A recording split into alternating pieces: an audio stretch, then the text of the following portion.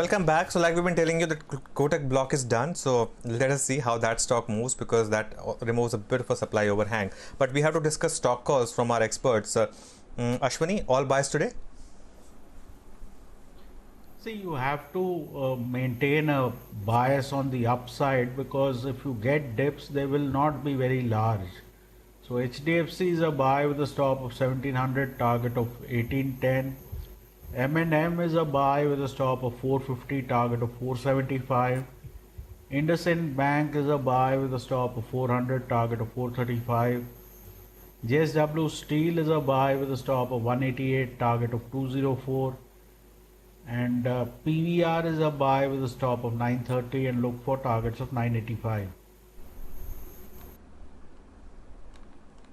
Okay, all buys for Ashwani. Sudarshan has his favorite templates on these kind of days. 3 buys and 1 sell, Sudarshan. That's right, Anuj. I'll talk the sell first. Shriram Transport Finance is a short sell. It's intraday and you take the sell only if you have long positions elsewhere. But the stock chart is very dismal. I don't know why. It's a blue chip company. It's falling consistently and regularly, including yesterday. There are 3 buying ideas. What we are trying to do is to look at buys that may work out even if the Nifty becomes choppy. See, the Nifty has already gone into a trading range and broken out. But these 3 stocks have just started a breakout. So perhaps they can play catch up now. The first is TCS. TCS broke out of a trading range yesterday, a very attractive bullish pattern. I think there is much more upside there. The second is Manappuram Finance, one of the rare NBFCs which is outperforming the NBFC window as well as outperforming the Nifty also. That's also breaking out from a long 3-week trading range. And the third buy is Glenmark. Glenmark, after that big pharma run-up, Glenmark went into a huddle for 6 weeks. After the 6-week trading range, it's now moving on the upside. I think there's a significant upside here. So while all 3 are day trades, they can also be considered to be positional. Okay, got that. Mitesh Thakkar is also with us. Mitesh, hi, morning. You have all buys today on your list. Take us through that. Yeah, that's right. So I have buys on Divi's Lab, which made a fresh breakout, much like Biocon. But between the two, I think Divi's has a slightly better risk-reward equation. So buy with a stop at 24.25. Look for targets of 2600. Chola Finance on a mild dip around 150 should be bought with a stop at 144, and a target of 162. Tata Steel is a buy as well. Keep a stop below 309. Look for targets of 328. And Bosch is my final call. That's a buy with a stop below 10,000 for a first target of around 11,000. Okay, fair enough. Let's go back and discuss that Kotak block deal. Nimesh is joining back. Nimesh, so the block done, I guess. And if you can tell us what's been the demand and what's been the price at which it's been executed, if you know that. Yes, the block is actually done in the block window. It's a special window where the block was done, so no leakage at all. I'm told the deal was done at 12:40 exactly. That was the upper end of the range that was suggested.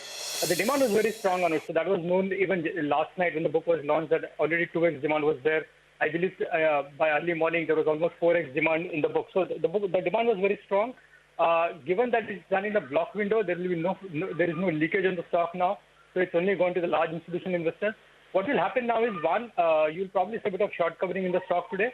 And also, as I highlighted earlier, with this stake sale, the weightage of Kotak Bank will go up across indices, whether it's Nifty, Bank Nifty, Sensex, and even in MSCI, it will get included with a 2% weightage. So once the MSCI inclusions do happen, you'll see close to $650 million of buying coming in Kotak Bank. So deal done, you'll see a sharp short covering rally, and the fact that the weightage is going up, you will see funds looking to buy this stock after the deal got done today. Okay, and Nimesh, it's actually already reflecting. We've got the pre-opening rates and Kotak Mahindra is looking to open 10% higher. Okay, that is the bid rate, of course, but that's important. And important to note that after this 2.83% stake by Uday Kotak, he doesn't have to regulatorily sell any further. Now the stake can come down when the bank itself raises. When the equity capital increases, he can't apply for more shares, but he doesn't have to sell. So that overhang of selling by the promoter is over. Plus you have, as Nimesh pointed out, a potential $660 million of purchases to increase its weight in the MSCI. So in every which way, the stock is on a high. Anuj, with your permission, I know we still have to get some trading strategies, but Dipan Mehta is with us. So I wanted to go to him. Dipan, thank you very much for your patience. Good morning to you. How would you approach Kotak now?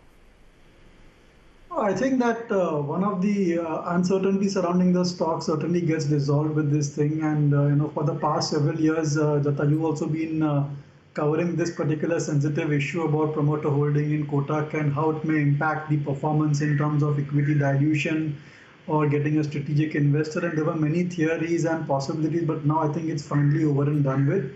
And I think RBI has taken a very pragmatic view about the situation. And hopefully, I think this will pave the way for some of the other private sector banks which need capital, and the promoters are prepared to pump in that capital. Maybe they'll get the permission to invest, namely, notably being IndusInd Bank, where the Hinduja Group has already said that they would like to increase the stake in the company based on what relaxation was given to Kotak. So I think it's very positive from the shareholder point of view. And in any case, I think banks and Kotak in particular have been doing well for the past 2-3 weeks or so. And this just adds to the sentiment of the stock. So if you're waiting in the sidelines to buy Kotak Bank, maybe you take the plunge in today, or at least look for buying into whenever there's a correction. Okay, by the way, just want to say that this blog has already happened, so that's why normally a lot of people would be waiting to sort of get that leakage in the blog. Nothing doing, and straight away, Kotak's weight on the Bank Nifty is somewhere around 18%. It's no longer the second top stock used to be. So 18%, and if the stock opens 10%, of course, is extreme. Even if it's 5 or 6%, that's adding about 1% to the Bank Nifty, which will be quite interesting. But Dipan, good morning. So that's of course Kotak. The other stock that I want to discuss with you is Voltas. After a long time, we saw this kind of move in the stock yesterday, and of course, we saw that even stocks like Havells got excited. But your thoughts on how to approach these big names now, Voltas, Havells, these kind of names? I think these are the new consumption stories, especially appliances and home appliances. I think should do very well, at least better than traditional FMCG companies. And a lot of products which were earlier luxury a few years ago are now becoming absolutely essential. With nuclear families and perhaps going forward more people staying at home, I think they're looking at how they can improve their home in terms of appliances and appearances. So I think Voltas and other appliance companies certainly benefit from that. Voltas in particular came with a very strong set of numbers, and the air conditioning industry has been doing pretty well, and the market leader, I think, being Voltas, certainly benefits from that.